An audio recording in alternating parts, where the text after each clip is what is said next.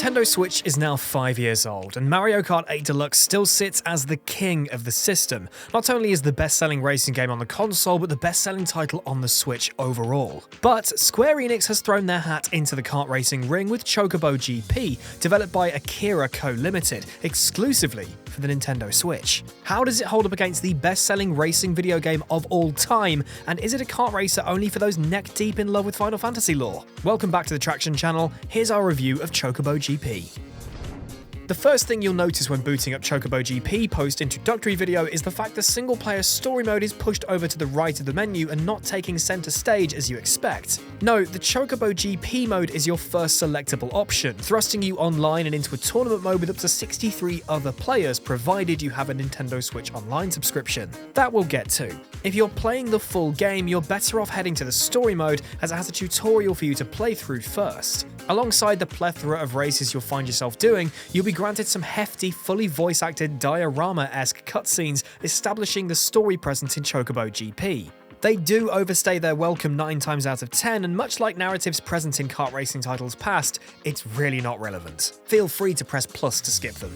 Though I will commend the dedication to Gilgamesh being the butt of the "who are you" joke throughout the story mode. That genuinely made me laugh. There were also far more references to death and whether specific items would kill the player than I expected. That seemed rather out of place for a colourful, light-hearted kart racer. Anyway, enough context regarding the story. How does Chocobo GP feel to play? The driving present is pretty responsive, the different characters and subsequent karts all feel unique to drive, and drifting during a race isn't a chore, and that's something I find with many other kart races that don't star that Italian lad. The items or Magicites on offer in Chocobo GP slightly differ from what kart racing veterans are used to. They don't fully subscribe to the kart racing item meta, which does mean you'll be a little bit lost as to what everything does from the offset. Thankfully, characters introduce you to specific Magicites across the story mode, and they'll become obtainable during races from that point onwards. You can also head to the How to Play section of the options menu to reread the flavor text of each item, and that's pretty good. Alongside Magicites, however, each character has a special ability that's ready to use after your ability bar fills up.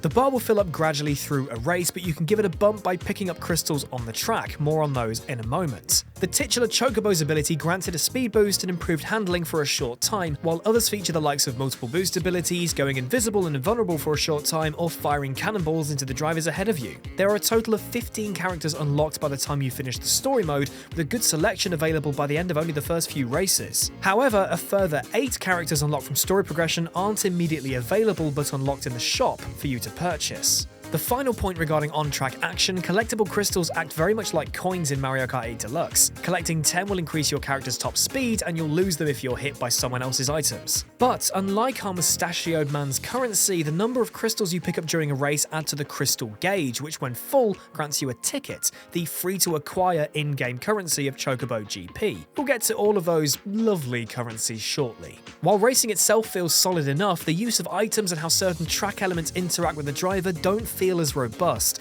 I found that certain surfaces that share the same texture as the track surface boost pads don't in fact grant you a boost. Sections of a select few tracks are overladen with obstacles, making them almost ridiculous to navigate, and something that infuriated me most while playing Chocobo GP is the insistency of when you can and can't actually use your items. If you're mid-jump or off the track even slightly, pressing L by default simply triggers a cross through your Magicite pool with no effect. The same occurs when you've enabled your character's main ability. Say you're playing as the Chocobo and using your ability to boost through a section of the track, you can't use your items to then nuke the guy ahead of you.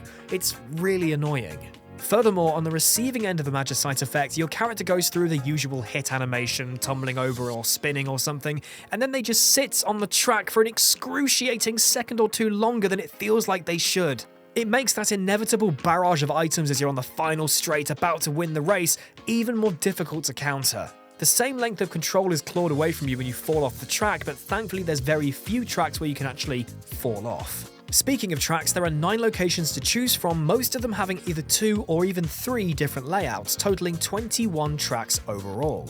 These circuits are relatively easy to read when driving them for the first time, predominantly because they are incredibly basic in their layout. Only when you reach the latter third of the story mode do the tracks start to become more bombastic and ridiculous like you'd expect them to be in a kart racer. Putting the layout simplicity aside, the tracks on offer in Chocobo GP do look incredible. For a third-party title on the Switch, it runs at a very solid frame rate, and certain tracks, Zozo for example, the lighting on offer almost trades blows with that of Mario Kart 8 Deluxe. While the racing itself is pretty enjoyable with a few caveats here and there, button mapping would be a godsend here because those 3 default control layouts are just terrible. Chocobo GP unfortunately feels like a game from the industry's past. The egregious monetization is thrust in your face from the offset, and while it's definitely not a pay-to-win affair, if you're hoping for a kart racer you can just pick up and race without any fluff around it, it's not going to be this one. The aforementioned tickets you get from collecting crystals is the only currency you'll earn from standard offline play. This does allow you to buy the unlocked characters from the story mode, superfluous stickers and colour schemes for your characters, and once completing the story mode, different variants on characters' vehicles. However, there are two more currencies present. Gil, the main currency in the Final Fantasy universe, can only be earned from playing the Chocobo GP mode or from leveling up the Battle Pass. Yes, Chocobo GP has a ridiculous 200 tier Battle Pass. Finally, there's Mithril, the premium paid currency. You can gain Mithril by heading to either the Switch eShop or getting it as a weekly login reward. Yeah, weekly, not daily, weekly. I was gifted the 800 Mithril to buy the first season of the Prize Pass, I assume to hopefully get me addicted to the grind, but unlike the unlockable passes seen in the likes of F1 2021, The Crew 2, even Call of Duty for example, Chocobo GP's Prize Pass is dull and uninspired, and saying that, the non-Prize Pass free tier is barely worth talking about either. While other titles might give you an immediate prize for purchasing the upper tier of this season's rewards, Chocobo GP gives you nothing.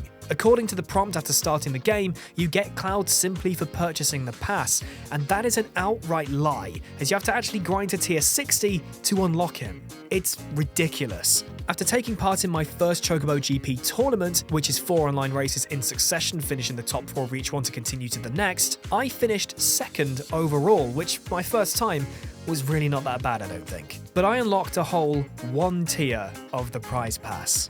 Now, Square Enix have tweaked the amount of XP needed to level up, but this experience was after that patch, so I dread to think how bad it was before. The grind is ever so real. Finally, further adding insult to injury, not every tier on the paid level gives you a reward. Most of the time it's either those superfluous stickers or peanuts worth of gil. When you look at the prices in the gil shop, you'll be grinding for a while. One more time for comparison, if you work a good way through a Call of Duty Battle Pass season, you'll gain enough COD points to unlock the next season's Battle Pass without having to throw any more money at the COD points store. And that's a nice reward for people actually partaking in the grind. Chocobo GP, however, grants you a whole 0 Mithril over 200 tiers of both the free and paid tiers, so either way, you'll be chucking £8 and 9p at the eShop for more currency to join in on the next season of meager rewards. If you're hoping to keep coming back for those weekly Mithril rewards, you can't sit on those either as they expire after a few months. That is truly awful. The monetization thrust into the faces of Chocobo GP players simply tarnishes a perfectly acceptable kart racer, a cutesy playable title getting mixed up with the wrong crowd.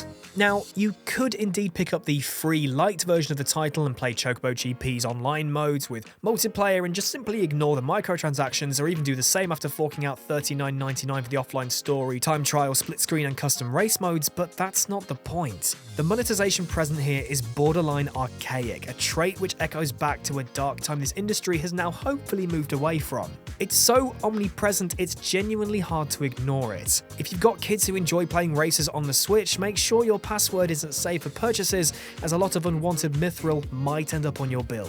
It's surprising to know this is a Switch exclusive title. It feels to be more of a Switch port of a mobile game given how hard it tries to pry your hard-earned money from you.